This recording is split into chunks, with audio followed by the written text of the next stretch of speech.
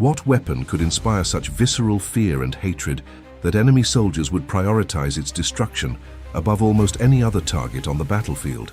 In the annals of World War II, countless weapons earned reputations for lethality, from the German MG-42 machine gun to Soviet Katyusha rockets. Yet one American weapon stood apart in the intensity of loathing it provoked among German forces. It wasn't a tank, wasn't an artillery piece, wasn't even particularly sophisticated by the standards of the era. It was a machine gun chambered in .50 caliber, officially designated the M2 Browning, but known to the men who operated it simply as Deuce. The M2's reputation among German soldiers bordered on the legendary and the terrifying. Intelligence reports and prisoner interrogations consistently revealed that German troops feared the .50 caliber machine gun more than almost any other American weapon. They called it various names, none complimentary, many unprintable. Fleischhacker, meat chopper, was among the more polite German designations.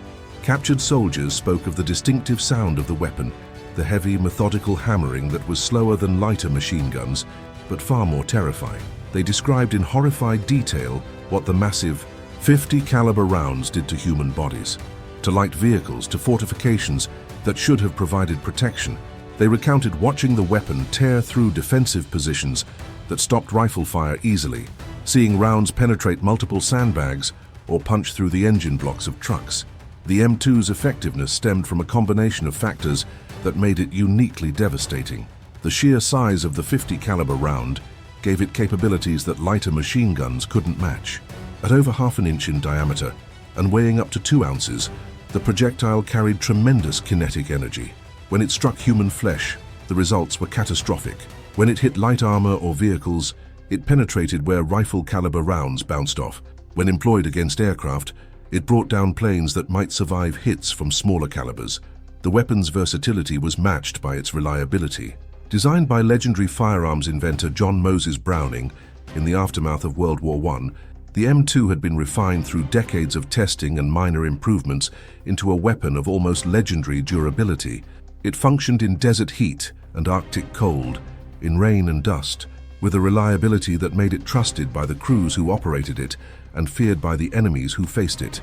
For American forces, the M2 became ubiquitous. It mounted on vehicles from jeeps to tanks. It served as aircraft armament in fighters and bombers. It defended positions as a ground-mounted heavy machine gun. It appeared on naval vessels from PT boats to battleships.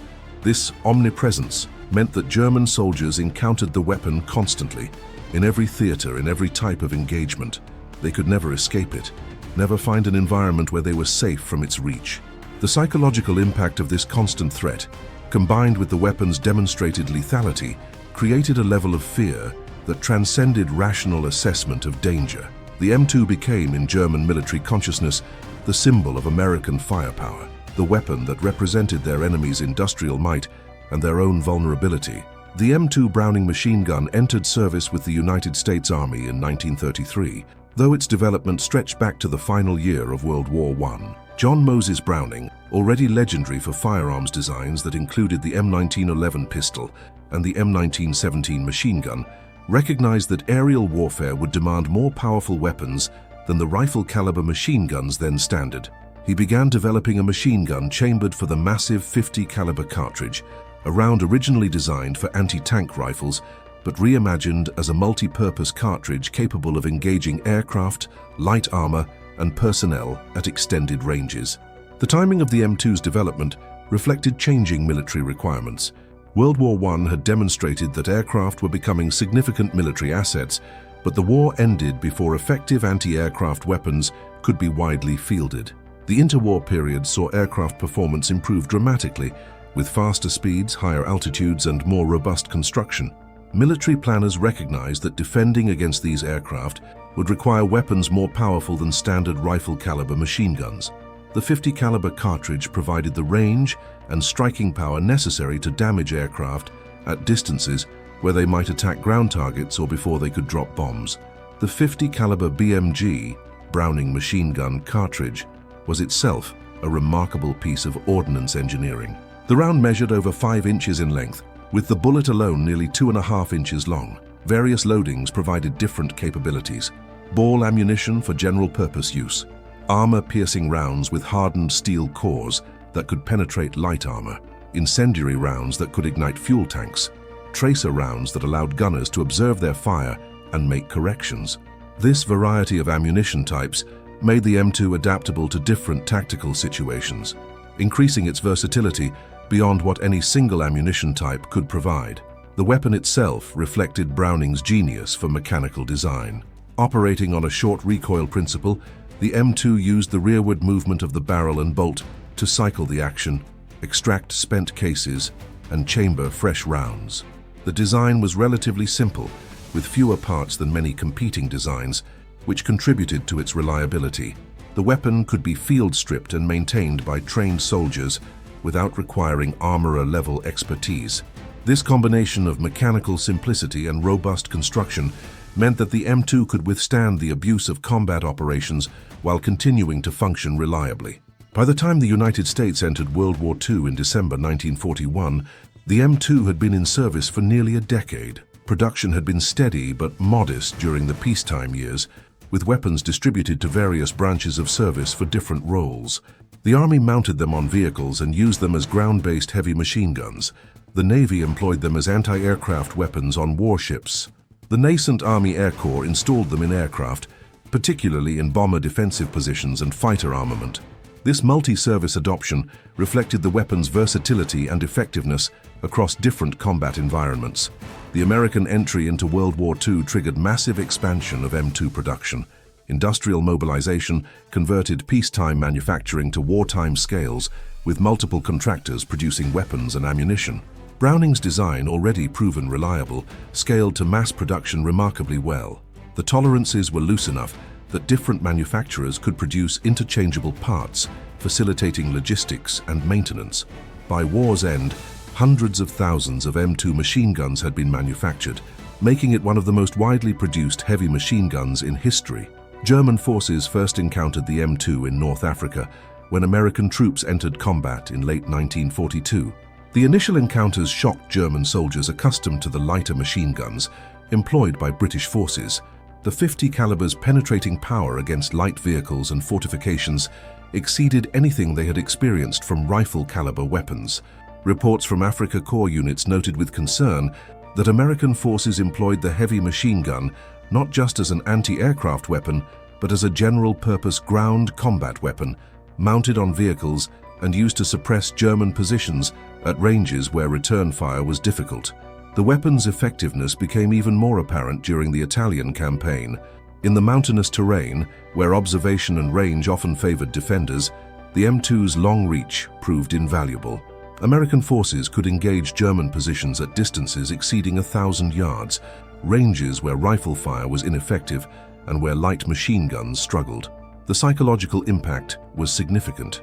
German soldiers in defensive positions found that fortifications adequate against rifle and light machine gun fire provided insufficient protection against .50 caliber rounds, which could penetrate multiple sandbags or punch through stone walls. The Normandy invasion and subsequent campaign across France brought the M2 into even more prominent use. American armored columns advancing across France carried numerous .50 caliber machine guns, typically mounted on the commander's cupolas of tanks or on dedicated anti-aircraft mounts on half-tracks and trucks. These weapons proved devastatingly effective against German infantry caught in the open, against light vehicles, and against defensive positions. The weapon's high rate of fire, typically 450 to 600 rounds per minute depending on configuration, allowed gunners to saturate areas with heavy projectiles that caused casualties and destruction far beyond what lighter weapons could achieve. Urban combat in French and German cities revealed another dimension of the M2's effectiveness. The weapon could penetrate walls and structures that provided cover against small arms fire. German soldiers taking cover in buildings found that .50 caliber rounds could punch through brick and masonry, killing men who believed themselves protected. This ability to defeat cover that stopped lighter weapons made the M2 particularly feared in urban warfare, where soldiers depended on structures for protection. The weapon's anti-aircraft role remained important throughout the war. While dedicated anti-aircraft artillery was more effective against high-altitude bombers, the M2 excelled at defending against low-level attack aircraft and strafing fighters. Its combination of range, hitting power, and relatively high rate of fire made it dangerous to any aircraft that approached within effective range. German pilots learned to respect American convoys and positions bristling with 50 caliber machine guns, knowing that getting too close invited accurate fire that could damage or destroy their aircraft. German military intelligence devoted considerable attention to the M2. Captured weapons were examined thoroughly, with German engineers assessing its design and capabilities. Intelligence reports compiled information from prisoner interrogations about American employment of the weapon. Tactical studies analyzed how German forces might counter the weapon's advantages. Yet despite this attention, the Germans never developed an entirely effective counter. The M2's range, penetration, and ubiquity made it a constant threat that German forces learned to fear but never fully neutralized. The psychological dimension of the M2's impact deserves emphasis. Weapons create fear through various mechanisms: the damage they inflict, the suffering they cause, their apparent invulnerability, their ubiquity. The M2 scored highly on all these factors. The massive wounds it created horrified soldiers. Its ability to penetrate cover created a sense of vulnerability. Its mounting on numerous vehicles made it seemingly omnipresent. These factors combined to create fear that exceeded the weapon's actual lethality. Though that lethality was considerable, German soldiers came to regard the distinctive sound of the M2 as a harbinger of death, a signal to seek the best cover available or risk catastrophic injury. The logistical requirements of the M2 reflected American industrial capacity. The weapon consumed ammunition at prodigious rates when in sustained fire. A single machine gun might fire thousands of rounds during an engagement, requiring elaborate logistics to keep weapons supplied. The 50 caliber cartridges were heavy and bulky, with each round weighing several ounces. Maintaining adequate ammunition supplies required dedicated logistics effort, with trucks carrying nothing but ammunition for the weapons. Yet American logistics proved capable of meeting these demands, ensuring that M2s rarely fell silent for lack of ammunition. This logistical success impressed and intimidated German forces, who increasingly struggled with their own supply problems. The integration of the M2 into American tactical doctrine reflected evolving understanding of its capabilities. Initial doctrine emphasized the weapon's anti-aircraft role, with ground combat employment secondary. Combat experience reversed these priorities, with the M2 becoming a primary ground combat weapon while retaining its anti-aircraft capability. This doctrinal evolution occurred relatively quickly, driven by battlefield results and the pragmatic American approach to tactics that valued what worked over what doctrine prescribed. The training pipeline for M2 gunners expanded dramatically during the war. While the weapons operation was relatively straightforward, effective employment required understanding ballistics, ammunition types, maintenance procedures, and tactical integration with other weapons. Training programs evolved to incorporate lessons from combat, with veteran gunners often returning to training units to share their experience. This knowledge transfer improved the quality of newly trained gunners and accelerated their effectiveness once deployed to combat units. The relationship between the M2 and American tactical preferences revealed broader patterns in how American forces approach combat. The emphasis on firepower over maneuver, the willingness to expend ammunition liberally to minimize casualties, the preference for standoff engagement rather than close combat, all these characteristics of American tactics were enabled and reinforced by the M2's capabilities.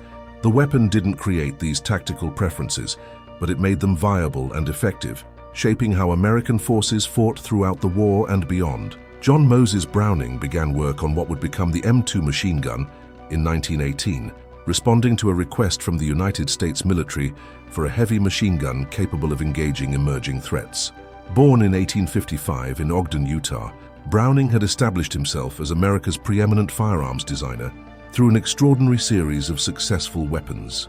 His designs dominated American and Allied arsenals, from the M1911 pistol that would serve for 7 decades to the M1917 machine gun that proved devastatingly effective in World War I. When the military needed a heavy machine gun, Browning was the obvious choice to design it.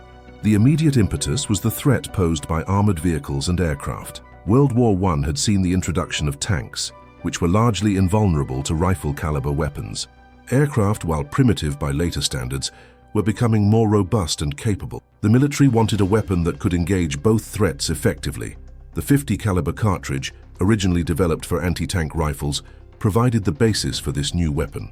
Browning's task was to create a machine gun that could reliably fire this powerful cartridge at the rates necessary for effective anti-aircraft and anti-vehicle use. Browning approached the design with characteristic methodical genius. He scaled up the operating system of his successful 30 caliber M1917 machine gun, adapting the short recoil operation to handle the more powerful cartridge. The basic mechanism remained similar, with the barrel and bolt locked together during firing and recoiling rearward under the force of the cartridge firing. After a short recoil distance, the barrel stopped while the bolt continued rearward, extracting the spent case and cocking the weapon. A spring then drove the bolt forward, chambering a fresh round and locking it to the barrel for the next shot. This cycle repeated as long as the trigger was held and ammunition remained available. The design required substantial engineering to handle the 50 caliber cartridge's power. The forces involved were much greater than with rifle caliber rounds, requiring stronger components and more robust construction. Browning employed his deep understanding of firearms mechanics to create a weapon that could withstand these forces while maintaining the reliability that had characterized his previous designs. The result was a machine gun that weighed approximately 84 pounds in its basic configuration, not including the mount or ammunition, but that could fire the powerful 50 caliber cartridge with remarkable reliability. Browning completed the initial design in 1918, but World War I ended before the weapon could be tested in combat. The military's interest in heavy machine guns declined with the return to peacetime, but development continued at a measured pace through the 1920s. The weapon underwent extensive testing, with various modifications implemented to improve performance and reliability. The water-cooled initial version gave way to an air-cooled design that was lighter and more practical for mobile warfare. The rate of fire was adjusted, the feed system refined, and various mechanical details improved.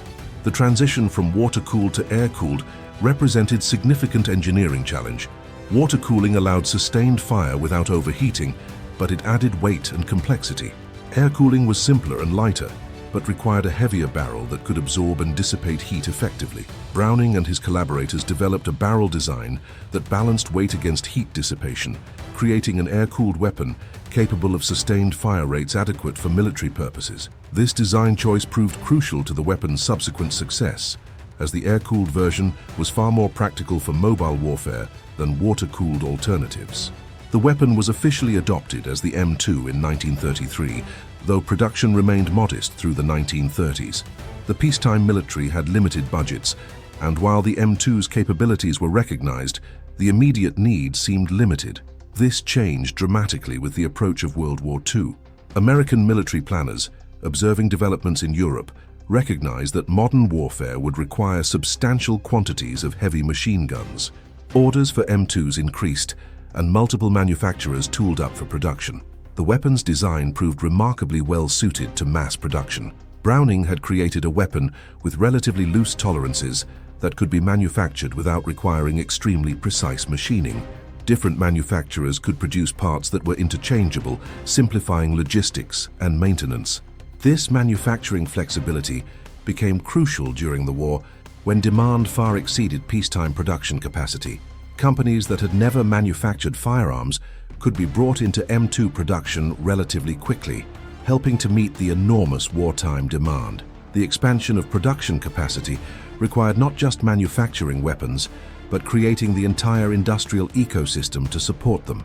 Dies and tooling needed to be manufactured, quality control procedures established, worker training programs developed, supply chains for raw materials secured, testing facilities created to ensure weapons met specifications. This industrial mobilization represented extraordinary organizational achievement, transforming modest peacetime production into wartime output that would eventually produce hundreds of thousands of weapons. American entry into World War II in December 1941 transformed M2 production from steady to frantic. The weapon was needed in vast quantities for multiple roles across all services. The Army wanted them for vehicle mounts, ground positions, and anti-aircraft defense. The Navy needed them for ship defense against aircraft and surface targets. The Army Air Forces required them by the thousands for bomber defensive armament and fighter weapons. Meeting this demand required industrial mobilization on an unprecedented scale. Production expanded dramatically through 1942 and 1943. Multiple facilities manufactured weapons, while other plants produced the specialized mounts, ammunition, and accessories required. The 50 caliber ammunition production was itself a major industrial undertaking, with millions of rounds produced monthly to feed the growing numbers of weapons. The logistics of distributing weapons and ammunition to forces deployed globally challenged even American industrial capacity, but the system proved capable of meeting the demands. The diversity of mounting systems developed for the M2 reflected its versatility. Ground mounts ranged from simple tripods to elaborate fixed emplacements with overhead cover. Vehicle mounts included simple pintles for jeeps and trucks, ring mounts for half-tracks, and complex powered turrets for armored vehicles. Aircraft mounts varied from flexible defensive positions in bombers to fixed wing mounts in fighters. Naval mounts ranged from simple pedestal mounts on small craft to complex directors on larger vessels.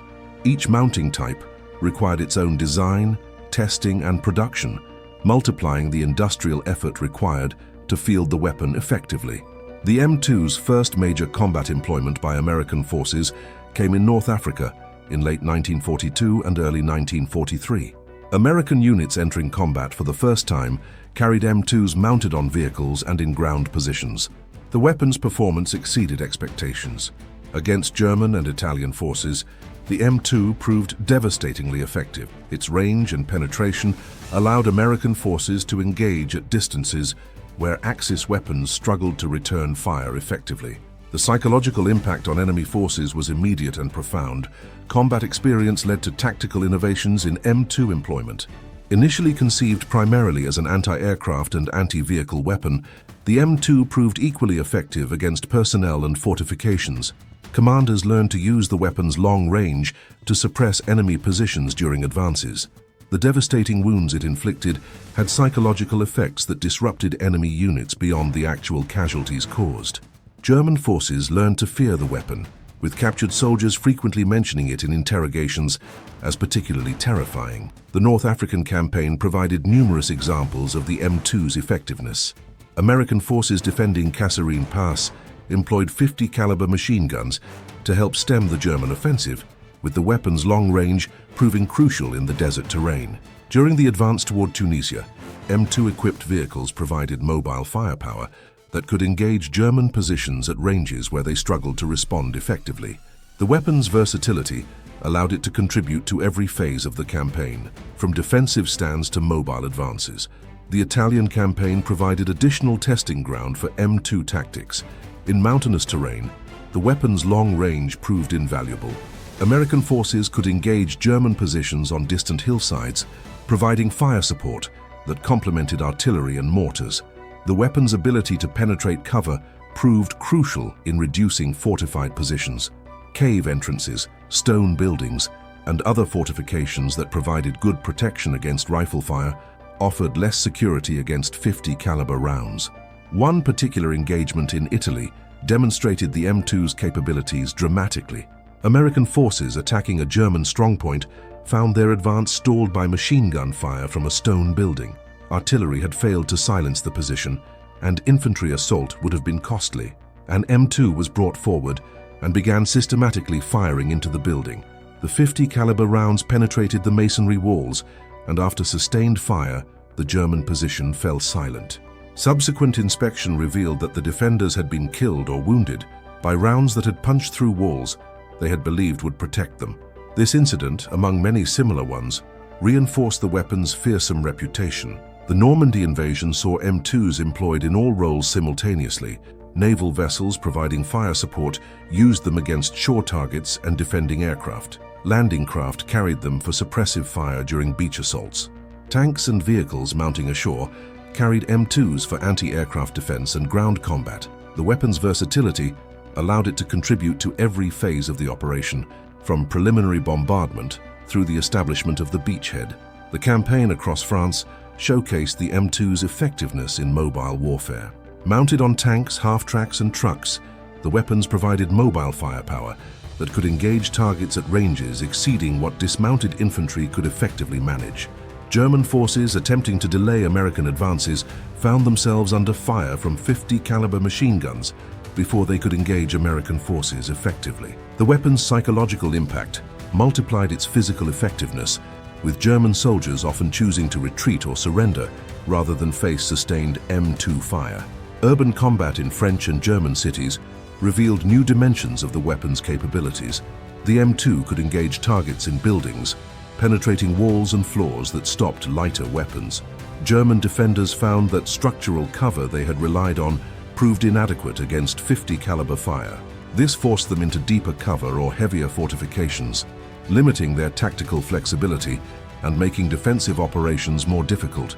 The Battle of the Bulge in December 1944 provided severe test of the M2's effectiveness under desperate conditions. American forces, initially surprised and pushed back by the German offensive, relied heavily on their weapons' firepower to slow and eventually stop the attack. M2s positioned at key defensive points proved crucial in breaking up German attacks. The weapon's ability to engage at extended ranges meant that attacking forces came under fire while still forming up or during approach marches, disrupting timing and cohesion of attacks before they reached American positions. At Bastogne, surrounded American forces used M2s to help defend the perimeter against repeated German assaults. The weapons proved particularly effective against German armor, not by penetrating heavy tank armor, but by suppressing buttoned-up crews, destroying external equipment, and engaging the lighter vehicles that accompanied tanks. Paratroopers, who had never expected to operate heavy machine guns, learned to employ M2s effectively, adding to the defensive firepower that allowed Bastogne's defenders to hold until relieved. The weapon's anti-aircraft role remained crucial throughout the war. While purpose-designed anti-aircraft artillery was more effective against high-altitude bombers, the M2 excelled at defending against low-level attacks. German ground attack aircraft attempting to strafe American columns faced intense 50 caliber fire that damaged or destroyed aircraft and discouraged repeated attacks. The psychological impact on German pilots paralleled the effect on ground troops, with the weapon's distinctive sound and visible tracers creating an intimidating defensive barrier. Luftwaffe pilot Hans Schmidt, flying ground attack missions in Normandy, described his fear of American 50 caliber fire in his post-war memoirs. "We feared the American machine guns more than their fighters," he wrote. "Against fighters, we could maneuver and fight. Against the ground fire, we could only fly higher and faster, reducing our effectiveness. The tracers rising to meet us looked like garden hoses of fire, and we knew that for every visible tracer, 4 more invisible rounds were reaching for us." Technical refinements continued throughout the war as combat experience revealed opportunities for improvement. Mounting systems evolved to provide better fields of fire and quicker traverse. Ammunition feed systems were improved to reduce stoppages. Sighting systems were refined to improve accuracy, particularly in the anti-aircraft role. These evolutionary improvements maintained the M2's effectiveness against evolving threats and tactics, ensuring that the weapon remained at the forefront of American heavy weapons throughout the conflict. The weapon's reliability became legendary among American forces. Unlike some sophisticated weapons that required constant maintenance and still suffered frequent breakdowns, the M2 simply worked.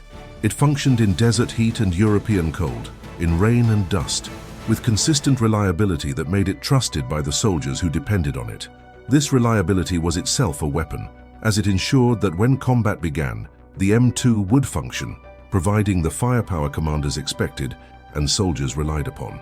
Stories of M2 reliability circulated widely among American forces, becoming part of military folklore. Weapons that had fired tens of thousands of rounds continued functioning with only routine maintenance. M2s that had been submerged, buried in sand, or frozen solid were restored to operation with cleaning and basic care. This reliability created confidence that extended beyond the weapon itself, contributing to overall morale and combat effectiveness. Soldiers who knew their weapons would function fought more aggressively and confidently than those uncertain of their equipment.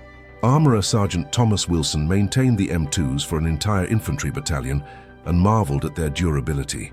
"I've seen these guns covered in mud, frozen solid, dropped from vehicles, submerged in rivers, and they still worked once you cleaned them up," he said.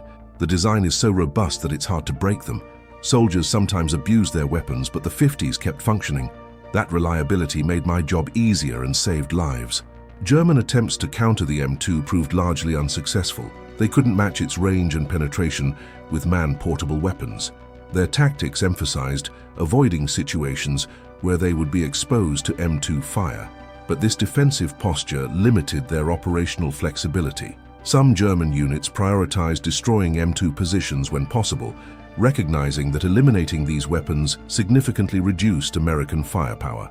Yet the weapon's ubiquity meant that destroying one M2 rarely eliminated the threat, as others remained in position or could be brought forward. German tactical manuals issued late in the war acknowledged the M2's threat explicitly. One captured document instructed, "American heavy machine guns must be avoided when possible. Their range and penetration make engagement inadvisable, except with artillery or armor. Infantry should use terrain masking and covered approaches to avoid exposure to these weapons. Direct assault against positions defended by American heavy machine guns should only be attempted after these weapons are suppressed by artillery." The cumulative effect of repeated exposure to M2 fire degraded German combat effectiveness in ways that are difficult to quantify, but nonetheless real. Units that had experienced devastating .50 caliber fire became more cautious, less willing to expose themselves, more prone to seeking safety rather than pressing attacks. This erosion of offensive spirit, combined with declining morale from Germany's deteriorating strategic position, contributed to the Wehrmacht's declining effectiveness in the war's final year. The M2 was one factor among many, but its consistent presence and demonstrated lethality made it a significant contributor to German demoralization. The M2 Browning machine gun embodied several themes that extended beyond its role as merely another weapon in the American arsenal. Understanding these concepts provides insight into its battlefield impact and its lasting significance in military history. The primacy of firepower over maneuver represented a distinctly American approach to warfare that the M2 exemplified. American military doctrine increasingly emphasized using superior firepower to destroy enemy forces rather than relying on tactical maneuver to achieve positional advantages. This reflected both American industrial capacity, which could produce ammunition in quantities that other nations couldn't match, and a cultural preference for using technology and material resources rather than accepting heavy casualties from close combat. The M2 embodied this philosophy perfectly, providing devastating firepower that could be applied at ranges where enemy return fire was ineffective. This emphasis on firepower had profound implications for how American forces fought. Rather than attempting to close with enemy forces for decisive assault, American doctrine favored suppressing enemies with overwhelming fire while minimizing exposure of American troops. The M2's long range and penetrating power made this approach viable, allowing American forces to engage from distances where they enjoyed significant advantages. German forces, accustomed to close combat where their training and tactical proficiency often proved superior, found themselves unable to bring their strengths to bear when American M2s engaged from extended ranges. The firepower-centric approach also reflected American attitudes toward casualties. The United States, geographically isolated from combat theaters and possessing smaller standing armies than European powers, was particularly sensitive to casualties. Military leaders recognized that sustaining high casualty rates would quickly erode public support for the war effort. The M2's ability to inflict casualties while minimizing risk to American soldiers aligned perfectly with these concerns, making it a weapon that satisfied both tactical and political requirements. The democratization of heavy firepower represented another significant theme. Before the M2's widespread deployment, heavy machine guns were specialized weapons requiring dedicated crews and often employed only at higher organizational levels. The M2's reliability and relative ease of operation, combined with American willingness to distribute it widely, meant that even small units had access to heavy firepower. A single tank or vehicle mounting an M2 possessed firepower that previously required dedicated heavy weapons platoons. This distribution of capability throughout the force structure multiplied American combat power and created tactical flexibility that German forces struggled to counter. This democratization extended to the crew level. While expert M2 gunners developed through experience and developed sophisticated techniques, basic operation could be taught relatively quickly. This meant that casualties or crew rotation didn't necessarily degrade a unit's heavy weapons capability significantly, as replacement gunners could be trained and integrated relatively efficiently. German forces, which often relied more heavily on veteran crew members for specialist weapons, found their capabilities degraded more significantly when experienced personnel became casualties. The psychological dimension of weapons effectiveness emerged clearly through the M2's impact. The weapon's lethality was genuine and significant, but the fear it inspired among German forces exceeded what purely statistical analysis of its casualties would suggest. This reflected several factors. The massive wounds created distinctive horror that affected morale beyond actual casualty rates. The weapon's ubiquity meant German soldiers encountered it constantly, creating cumulative psychological pressure. The distinctive sound became associated with danger and death, triggering fear responses even before the weapon engaged. This psychological effectiveness multiplied the weapon's physical impact, disrupting enemy operations and degrading combat effectiveness beyond what the actual rounds fired achieved. The psychology of facing the M2 involved multiple dimensions. The sound was distinctive and easily recognized, providing advance warning that created anticipation and fear. The visible tracers created visual terror as soldiers watched luminous projectiles racing toward them.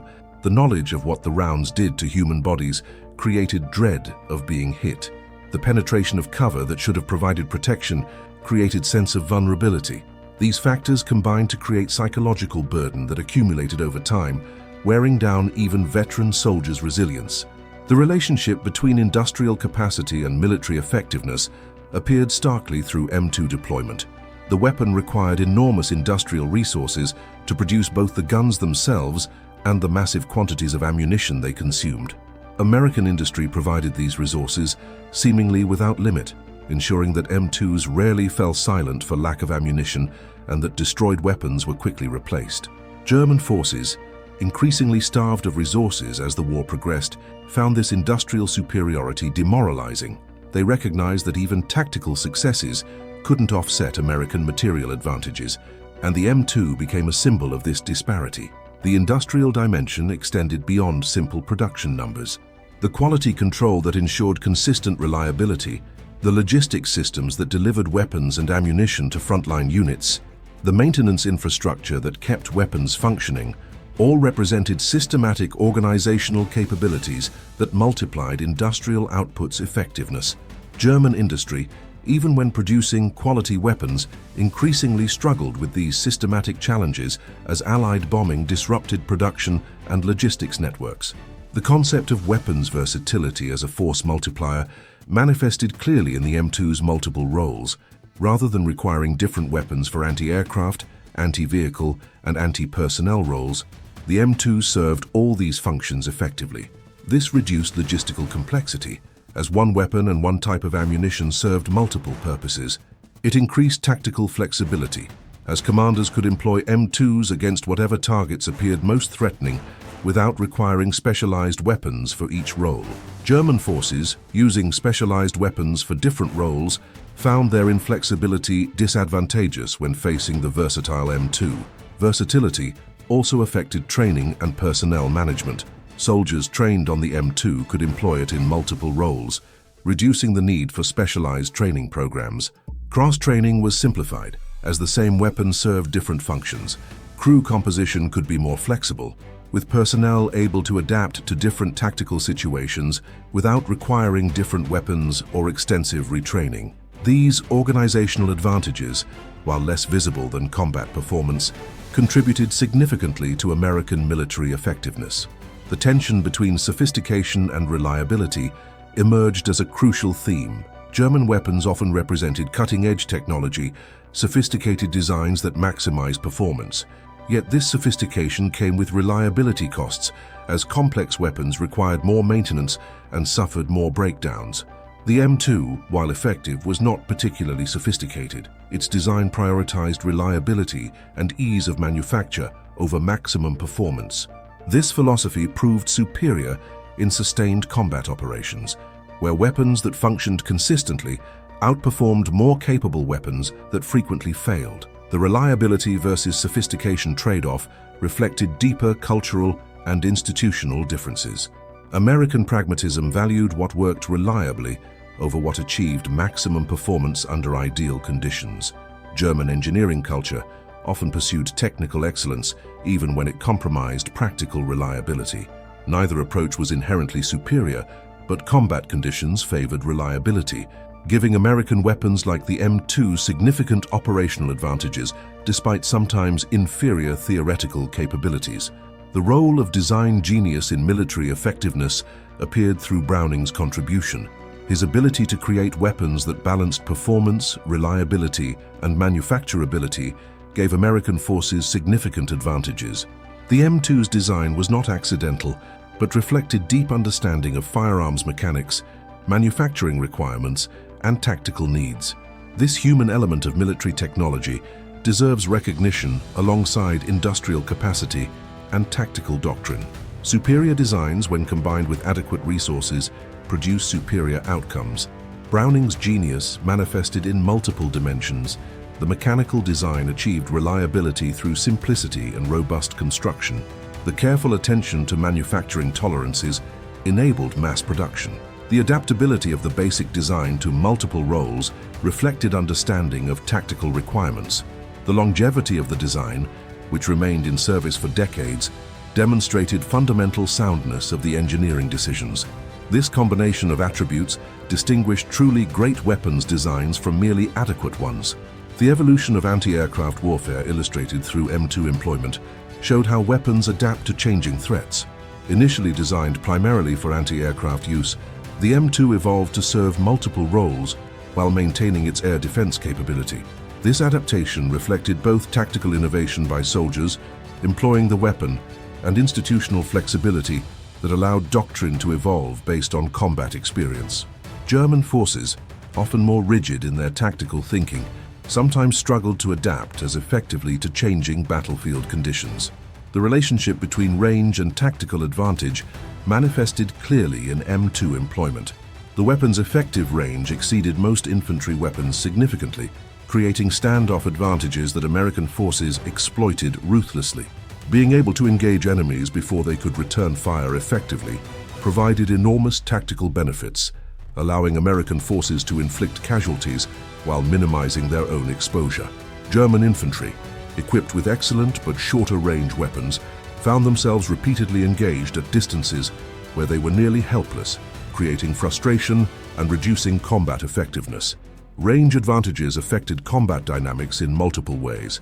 Long-range engagement allowed American forces to shape battlefields before close combat developed, destroying threats or forcing enemies into disadvantageous positions. It created psychological pressure on enemies who knew they were vulnerable before they could effectively fight back. It reduced American casualties by keeping troops outside effective enemy weapons range. These cumulative advantages made range a critical factor in tactical outcomes, one that the M2 exploited effectively. The concept of weapons as force multipliers appeared through how relatively small numbers of M2s influenced battle outcomes. A single well-positioned M2 could suppress entire enemy platoons, pin down forces many times its size, or deny terrain to enemy use. This multiplicative effect meant that American forces achieved effects disproportionate to the numbers of weapons employed. German commanders learned that American positions containing M2s required disproportionate effort to overcome, influencing operational planning and resource allocation. Force multiplication occurred through multiple mechanisms. The M2's firepower directly enhanced combat power. Its psychological effect degraded enemy effectiveness. Its versatility allowed concentration of different capabilities in single platforms. Its reliability ensured consistent availability.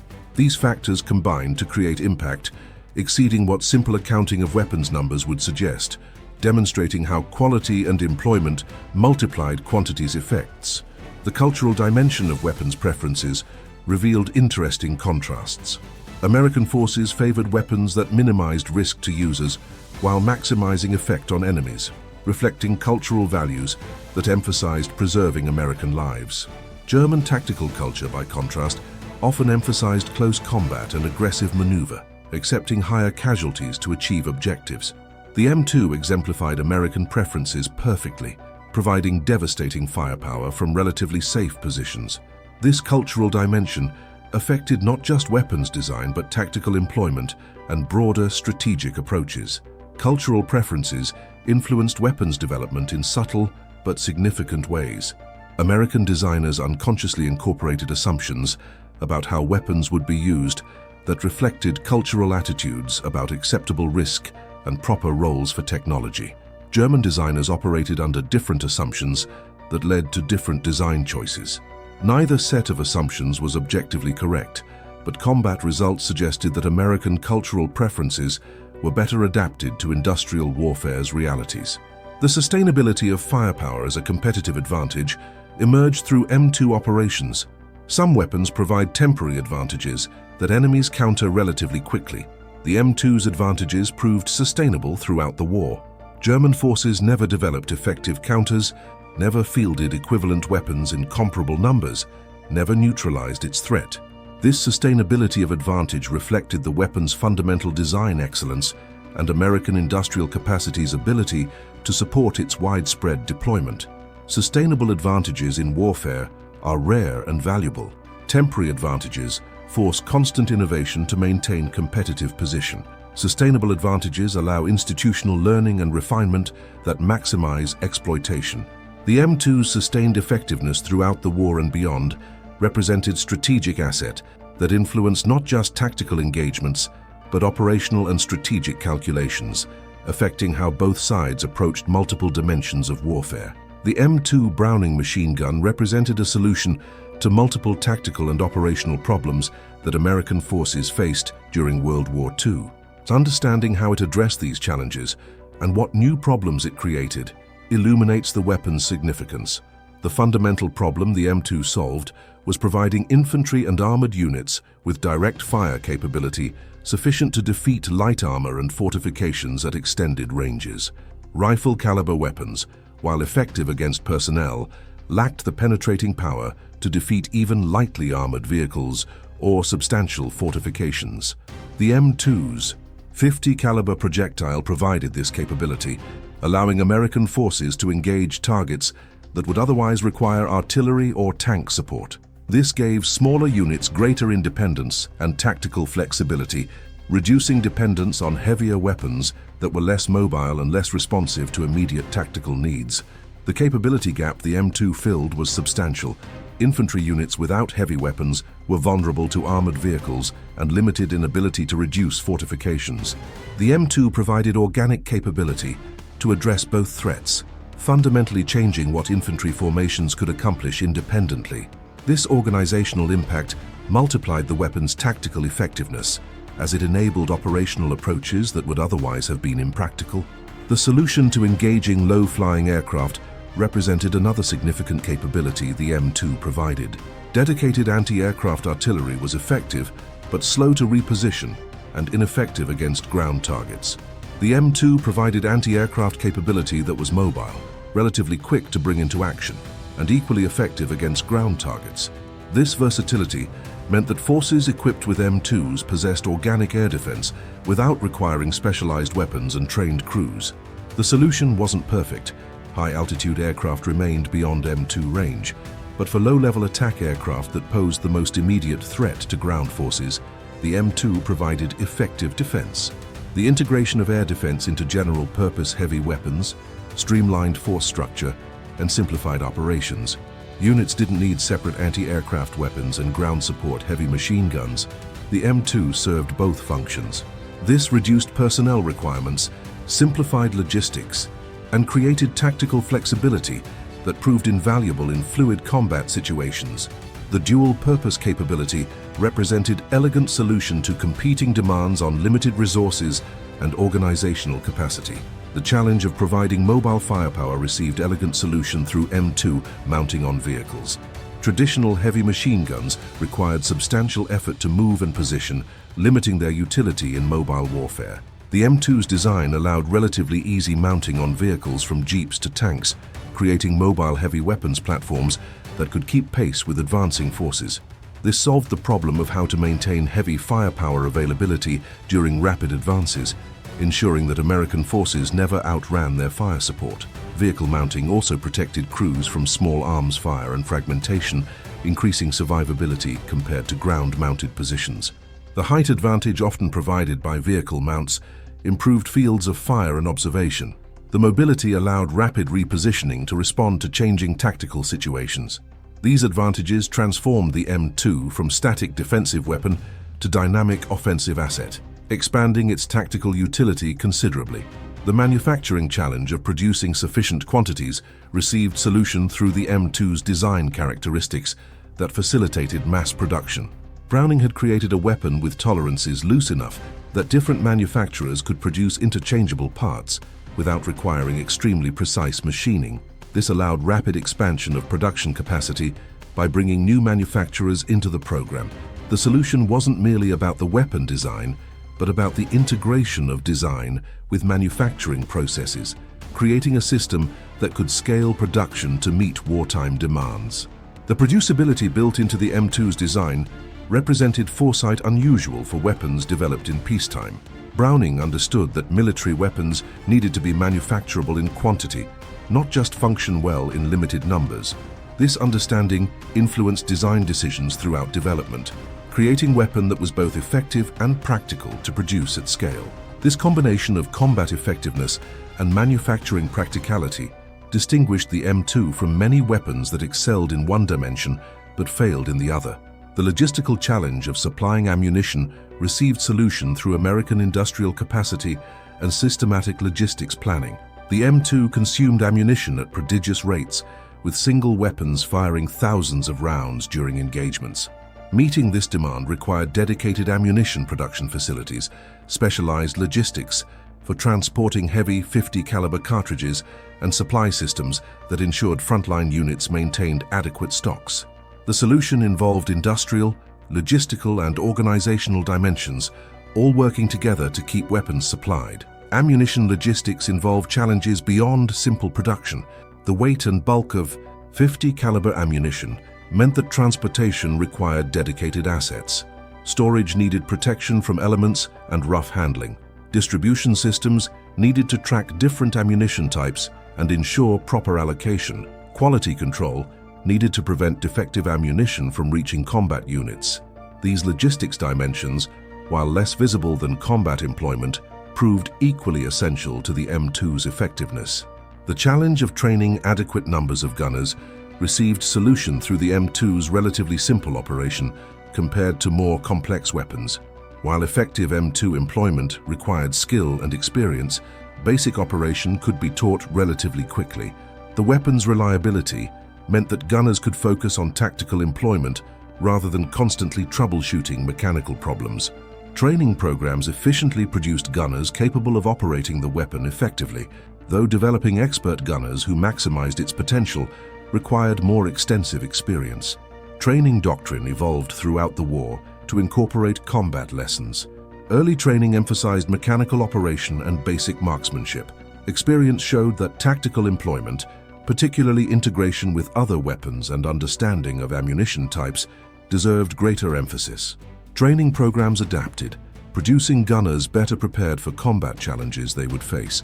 This iterative improvement of training represented organizational learning that multiplied the weapon's effectiveness. The problem of protecting advancing forces from enemy strongpoints received solution through the M2's ability to penetrate cover that stopped lighter weapons.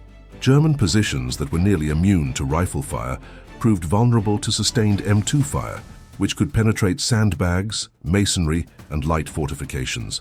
This allowed American forces to suppress defensive positions without requiring immediate artillery support, maintaining momentum during advances and reducing delays caused by strongpoints.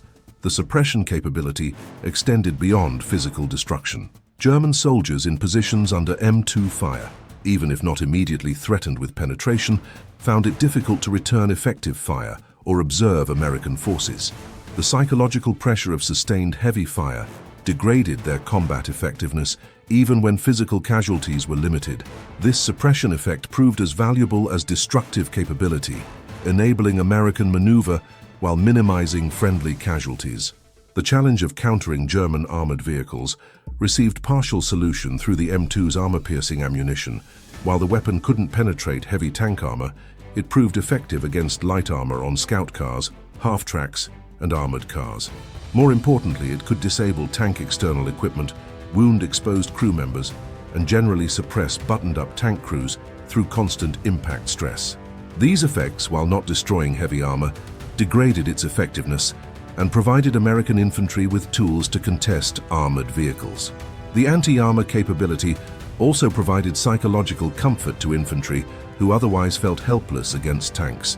Knowing they possessed weapons that could at least engage armored vehicles, even if not reliably destroy them, reduced panic and encouraged disciplined response to armor threats. This psychological effect, while difficult to quantify, contributed to infantry effectiveness against combined arms threats. The solution to maintaining effective fire during extended engagements emerged from the M2's robust construction and air cooling system. The weapon could sustain fire for extended periods without overheating or mechanical failure, unlike some lighter weapons that required frequent barrel changes or cooling periods. This sustained fire capability proved crucial during defensive operations and allowed the weapon to fulfill its role as a base of fire during offensive operations, providing continuous suppression while other elements maneuvered. Sustained fire capability required not just robust design, but proper training in fire discipline and barrel management.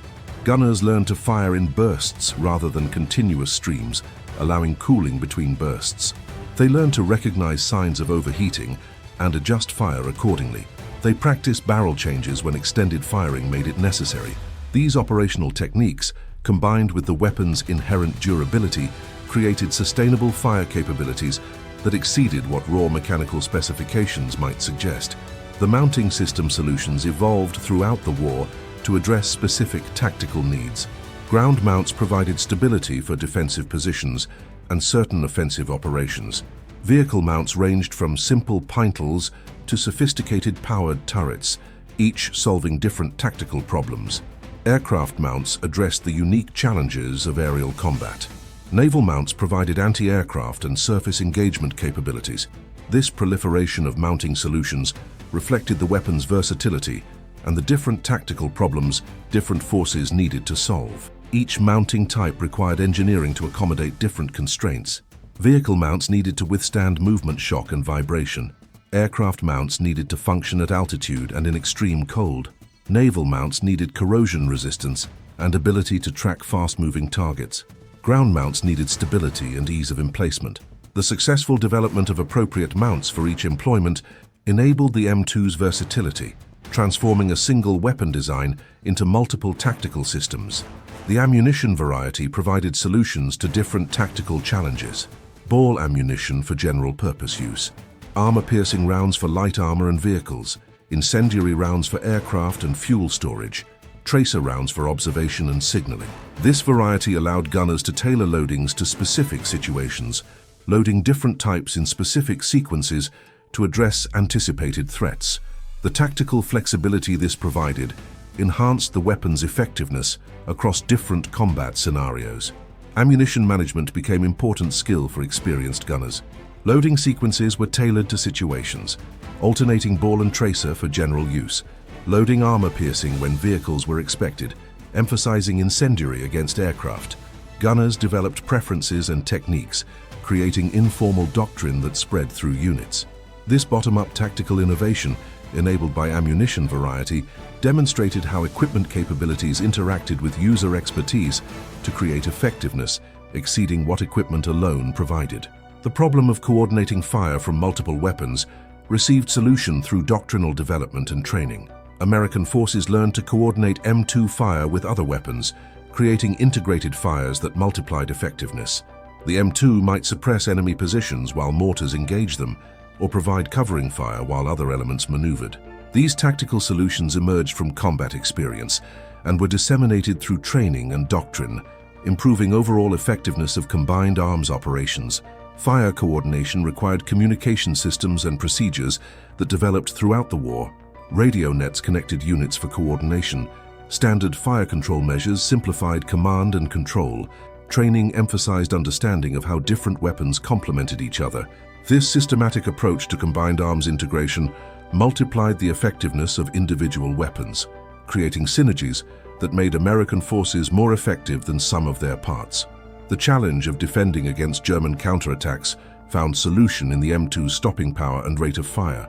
Defending positions equipped with M2s could engage attacking forces at extended ranges, inflicting casualties before attackers closed to assault distance. The psychological impact of M2 fire often broke up attacks before they reached American positions, solving the problem of how to defeat determined attacks without accepting heavy casualties in close combat. Defensive employment emphasized creating overlapping fields of fire that denied attackers covered approaches. M2's position to provide interlocking fire created killing zones that attackers could not traverse safely. The combination of long-range, penetrating power and sustained fire capability made well-positioned M2s extraordinarily effective in defensive roles. German forces learned that attacking positions defended by M2s was costly and often futile, affecting their operational choices and sometimes deterring attacks entirely. The solution to identifying and engaging targets at extended ranges involved integration of M2s with observation assets.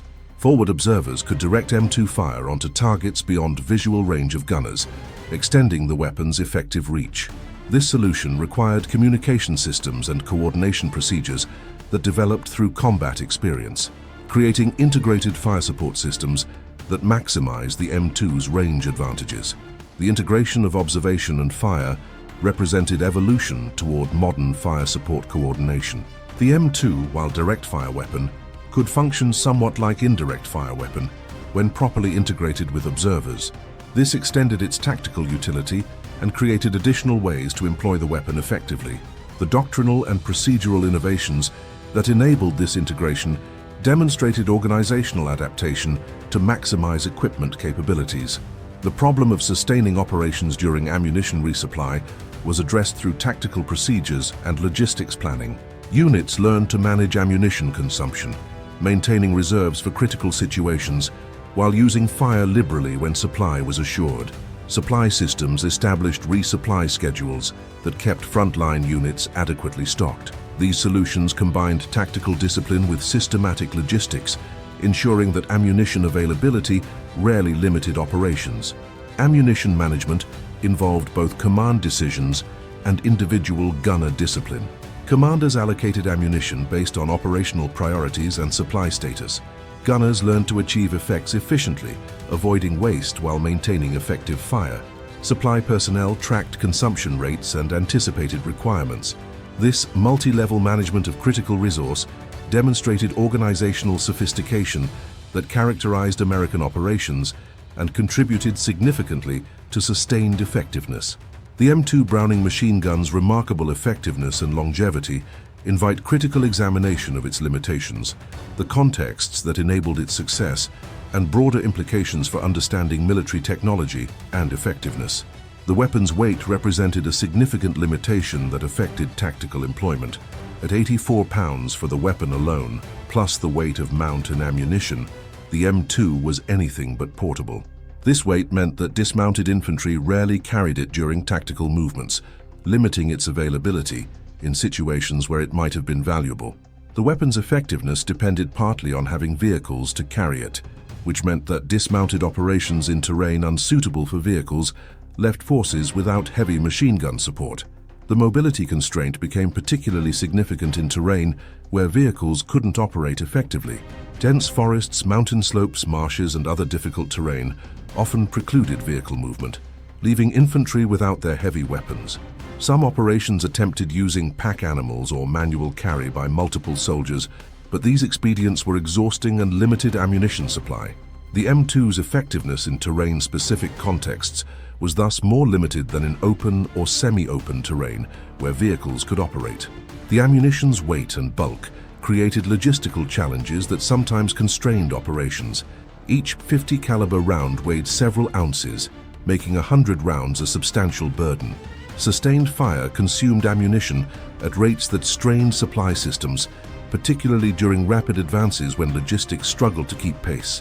While American logistics generally proved capable of meeting demands, there were instances when ammunition shortages forced conservation or limited the weapon's employment.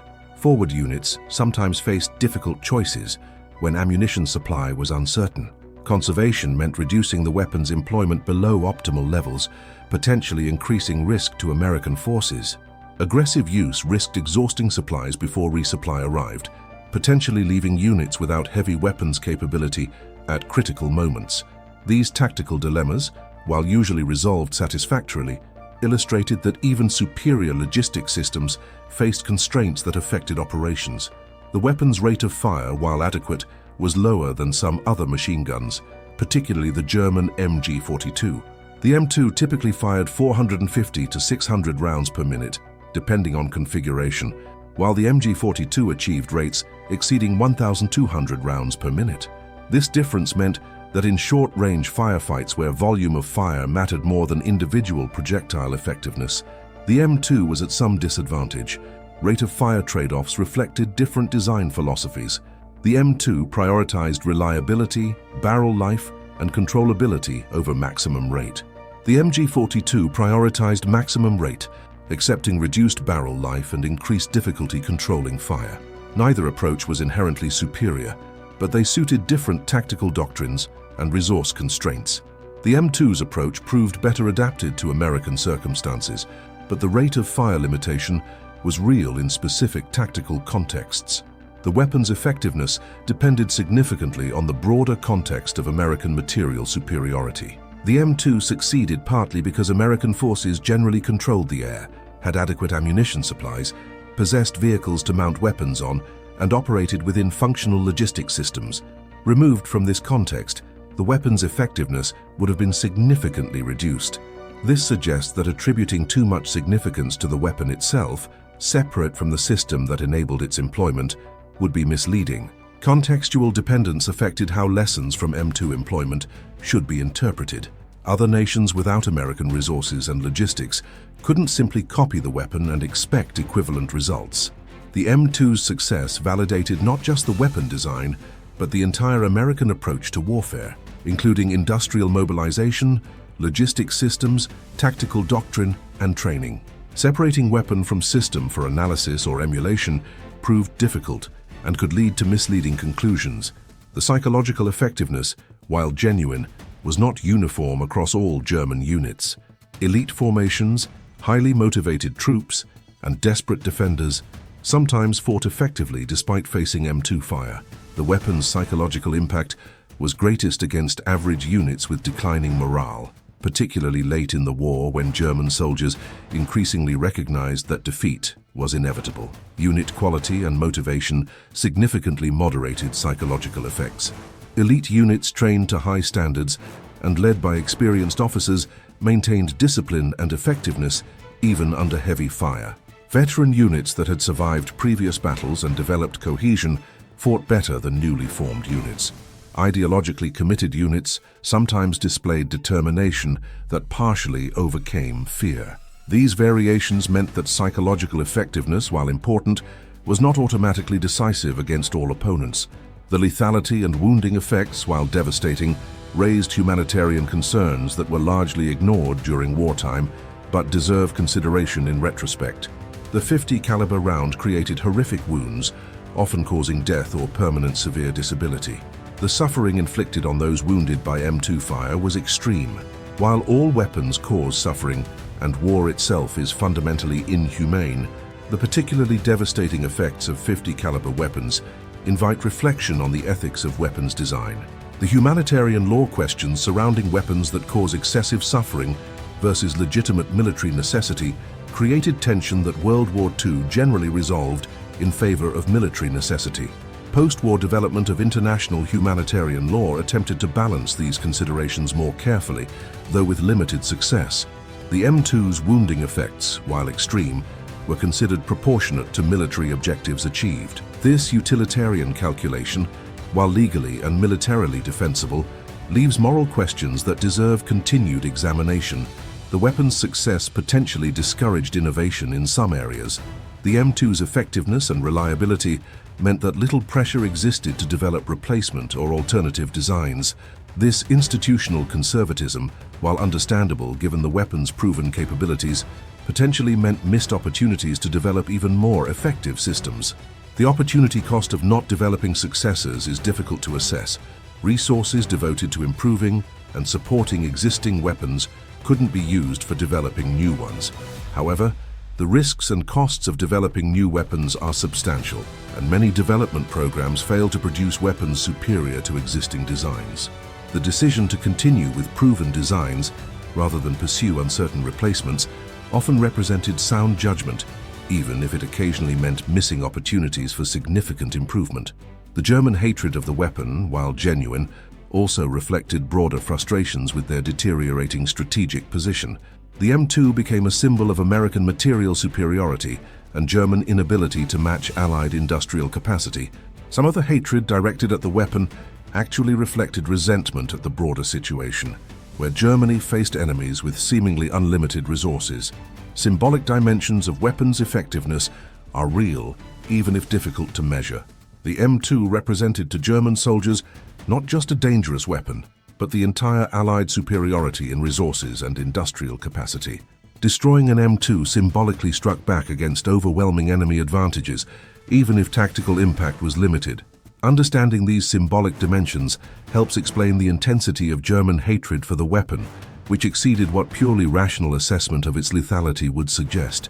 The celebration of the weapon's effectiveness should be balanced with recognition of what it represented, the industrialization of killing on a massive scale. The M2 exemplified mid-20th century warfare's trend toward using industrial capacity and technology to inflict casualties at rates that would have been impossible in earlier eras. This represented a kind of progress in military terms, but progress in the efficiency of killing is morally complex and deserves critical examination rather than mere celebration. The moral complexity of military technology development confronts societies that depend on superior weapons for security with uncomfortable questions. The ingenuity devoted to creating effective killing tools could theoretically be directed toward other purposes. The celebration of weapons' effectiveness risks glorifying violence. Yet failure to develop adequate military technology risks defeat by adversaries less troubled by such scruples. This tension, unresolvable in any definitive way, should inform discussion of military technology without leading to either naive pacifism or uncritical militarism. The sound was distinctive, unforgettable, not the rapid ripping of the German MG42, not the lighter chatter of 30 caliber machine guns, but something heavier, methodical, almost deliberate. Thump, thump, thump, thump, at perhaps 10 rounds per second, each report deeper and more substantial than lighter weapons. German soldiers learned to recognize that sound instantly and to fear it. It meant Deuce was speaking, and when the 50 caliber spoke, men died in terrible ways. The effects on human bodies were catastrophic in ways that even hardened combat veterans found disturbing. The massive 50 caliber projectile, weighing up to 2 ounces and traveling at over 2,900 feet per second, carried kinetic energy that overwhelmed tissue and bone. Direct hits to limbs often resulted in traumatic amputation. Torso hits created wounds that were nearly always fatal, with internal organs destroyed and massive hemorrhage that medical care could rarely address successfully. Even near misses could cause significant injury through hydrostatic shock. German soldiers who witnessed 50 caliber casualties described the effects in horrified detail during interrogations, the memory clearly traumatic even amid the general horror of combat. One captured German sergeant, interrogated after the Battle of the Bulge, described watching an M2 engage his platoon as they attempted to advance across an open field. The first burst struck the lead soldier, literally tearing him apart in a spray of blood and tissue. The psychological impact was immediate and devastating. Men who had been advancing determinedly moments before threw themselves to the ground, abandoning the attack. Several soldiers simply fled, despite the sergeant's orders.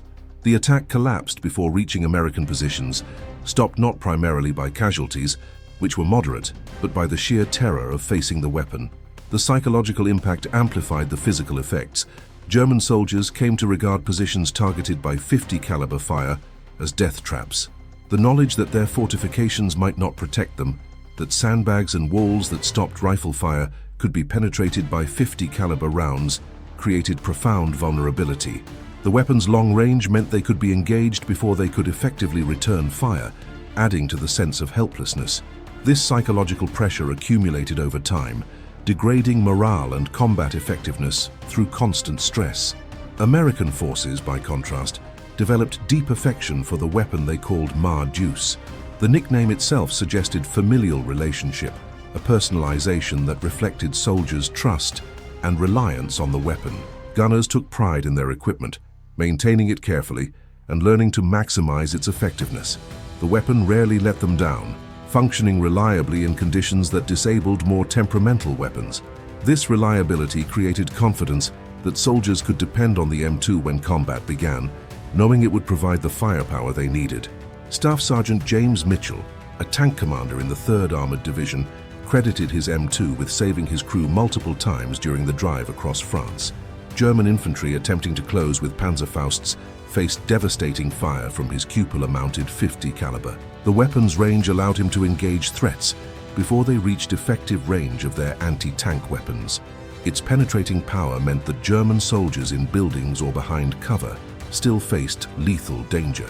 Mitchell developed such proficiency with the weapon that his battalion commander sometimes assigned him to lead elements, specifically because his M2 provided such effective security. The ubiquity of the weapon meant that German forces encountered it constantly. In North Africa, Italy, France, and Germany itself, in every engagement from small unit actions to major offensives, M2s were present.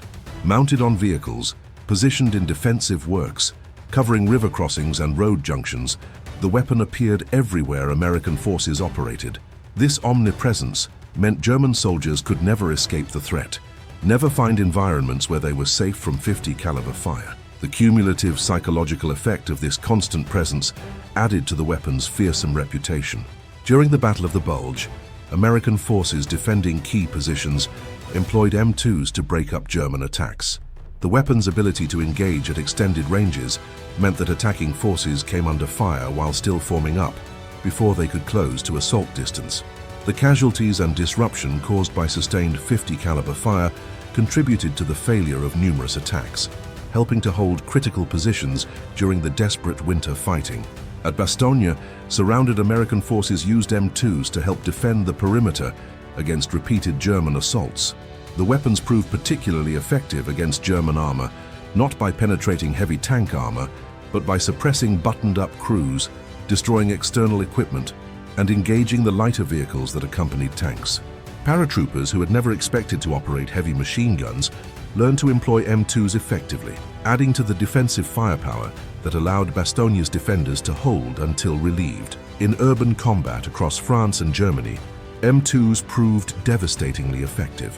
The weapon could fire through walls and into buildings, killing defenders who believed themselves protected. German soldiers in cities found that structural cover that stopped small arms fire provided inadequate protection against 50 caliber rounds, forcing them into basement shelters or substantial fortifications. This limitation on their tactical options made defensive operations more difficult and increased casualties from other weapons that could target the restricted positions where 50 caliber fire drove defenders. The battle for Aachen illustrated urban warfare's brutal reality when M2s engaged building positions. American forces systematically fired into structures suspected of harboring defenders, the heavy rounds penetrating multiple walls and making entire buildings untenable. German soldiers who survived described the psychological horror of sheltering in supposedly solid structures while 50 caliber rounds punched through masonry around them. Many chose surrender rather than enduring sustained fire that could reach them anywhere in the building. The anti-aircraft role, though perhaps less celebrated than ground combat employment, remained crucial. German pilots attempting to provide close air support or conduct reconnaissance found American positions bristling with 50 caliber machine guns that created deadly zones they were reluctant to enter. The combination of range, accuracy, and hitting power made the M2 dangerous to any aircraft that approached too close. The visible tracers created intimidating visual effects that discouraged aggressive attacks, even when actual hit probability was modest. Luftwaffe pilot Hans Schmidt, flying ground attack missions in Normandy, described his fear of American 50 caliber fire in his post-war memoirs. "We feared the American machine guns more than their fighters," he wrote. "Against fighters we could maneuver and fight. Against the ground fire, we could only fly higher and faster. reducing our effectiveness. The tracers rising to meet us looked like garden hoses of fire, and we knew that for every visible tracer, 4 more invisible rounds were reaching for us. Tank commanders particularly appreciated the M2s mounted on their vehicles. The weapon provided capability to engage threats beyond the main gun's effective range, or that didn't warrant expensive main gun ammunition. Infantry attempting to approach with Panzerfausts faced devastating fire from bow and turret-mounted 50 calibers. Soft vehicles, buildings, and defensive positions could be engaged effectively. The versatility meant that tank commanders always had options, regardless of what threats appeared, enhancing their tactical flexibility and confidence. Lieutenant Robert Harris, commanding a Sherman tank in the 4th Armored Division, described the M2 as his most important weapon after the main gun. The 50 got more use than any other weapon on the tank, he recalled. We'd use it to recon by fire, shooting into suspected positions to trigger ambushes. We'd use it to suppress positions while maneuvering. We'd use it against German infantry, vehicles, buildings, anything that needed shooting. That gun earned its keep 100 times over. The weapon's reliability became legendary among American forces. Unlike some sophisticated weapons that required constant maintenance and still suffered frequent breakdowns, the M2 simply worked. It functioned in desert heat and European cold, in rain and dust, with consistent reliability that made it trusted by the soldiers who depended on it. This reliability was itself a weapon, as it ensured that when combat began, the M2 would function, providing the firepower commanders expected and soldiers relied upon. Armourer Sergeant Thomas Wilson maintained the M2s for an entire infantry battalion and marveled at their durability. I've seen these guns covered in mud, frozen solid, dropped from vehicles, submerged in rivers, and they still worked once you cleaned them up, he said. The design is so robust that it's hard to break them. Soldiers sometimes abuse their weapons, but the 50s kept functioning. That reliability made my job easier and saved lives.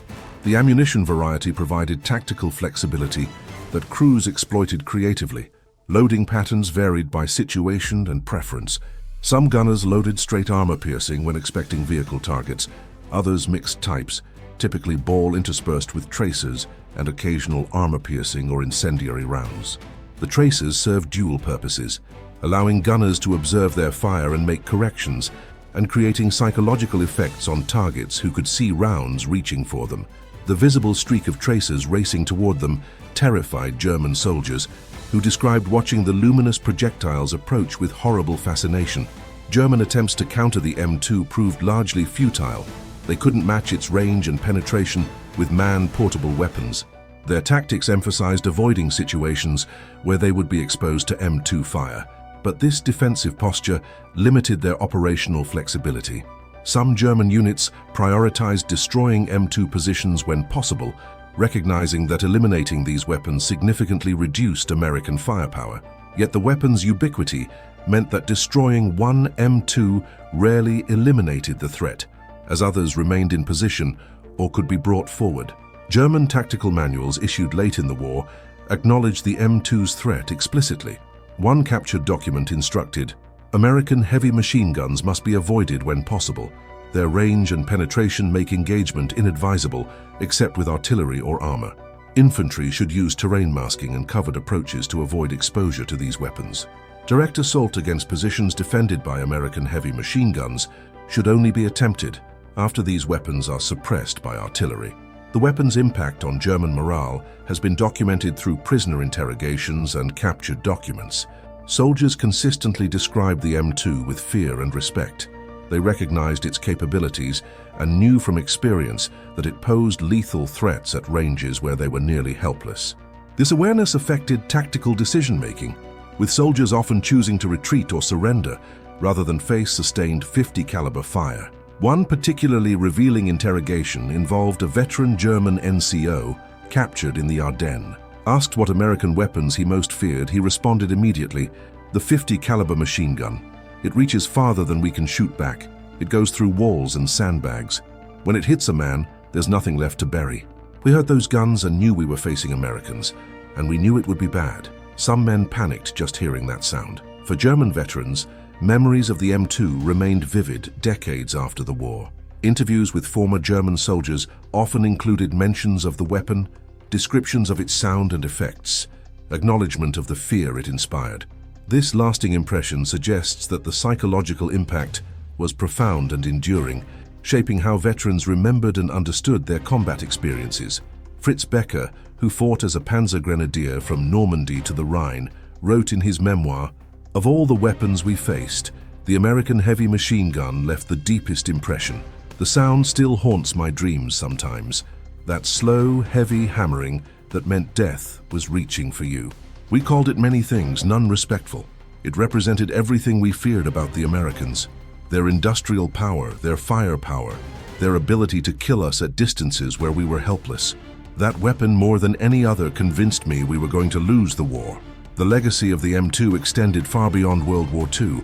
The weapon remained in production and service into the 21st century, an extraordinary longevity that reflected its fundamental excellence. Improvements were made over the decades, better mountings, improved ammunition, minor mechanical refinements, but the basic weapon remained Browning's 1930s design.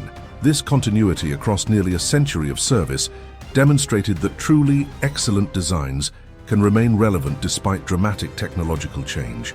The weapon became emblematic of American firepower, appearing in countless films, documentaries, and historical accounts. Its distinctive appearance and sound became cultural markers of American military might. Veterans who had operated it spoke of Deuce with affection and respect. The weapon became part of military lore, with stories of extraordinary accomplishments and reliability passing into institutional memory and popular culture. The industrial achievement the M2 represented deserves recognition alongside its tactical effectiveness. Producing hundreds of thousands of complex machine guns while simultaneously producing billions of rounds of ammunition required industrial capacity and organizational capability that few nations possessed. The integration of weapons design, manufacturing, logistics, and tactical employment into a functional system represented a comprehensive approach to military effectiveness that characterized American operations throughout the war. The German hatred of the weapon, documented through countless sources, stands as perhaps the ultimate testament to its effectiveness. Enemies don't hate weapons that are ineffective or merely annoying.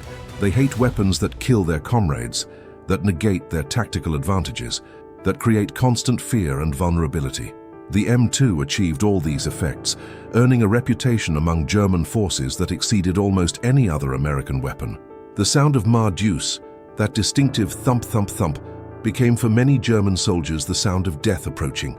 It represented American industrial might, firepower superiority, and their own vulnerability. It was the weapon they most feared, most hated, and could least effectively counter. In the final analysis, that fear and hatred, that inability to counter its effectiveness, validated everything American planners had hoped to achieve when they fielded the M2 Browning machine gun. That psychological impact, combined with proven lethality and remarkable reliability, secured the M2's place as one of World War II's most significant weapons. It represented American industrial capacity, tactical doctrine, and design excellence, converging in a weapon that fundamentally shaped how battles were fought. German soldiers who survived the war carried memories of that weapon for the rest of their lives, a testament to its effectiveness that no statistics alone could convey. The M2 had earned its reputation through steel and fire, proving itself against the Wehrmacht's best and becoming, in their eyes and memories, the most hated weapon of the war.